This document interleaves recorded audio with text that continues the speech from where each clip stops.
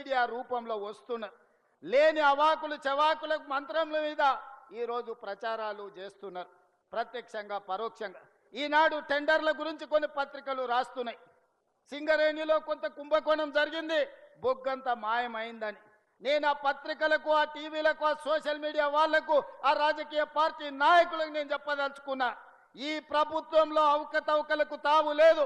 అనవసరమైన ప్రచారాన్ని, తప్పుడు ప్రచారాన్ని కల్పించడం ద్వారా అపోహలు కల్పించి మళ్ళీ శుక్రాచార్యుడు, మారీచుడు, సుబాహుడు బలపడడానికి మీరు ప్రత్యక్షంగానో పరోక్షంగానో సహకారం చేస్తున్నారు. మీకు మీడియా పంచాయతీలుంటే తలుపు మూసుకొని కొట్టుకోండి, లేకపోతే ఒకరి మీద ఒకరు బురద జల్లుకోండి.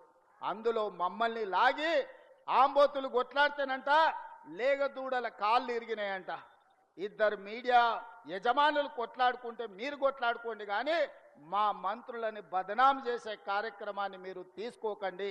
దయచేసి ప్రత్యక్షంగానో పరోక్షంగానో మీరు రాస్తున్న రాతలు, చూపిస్తున్న చూపులు మారీచుడి సుబావులకు, శుక్రాచార్యునికి సహకారం అందించినట్టుగా ఉంటుంది.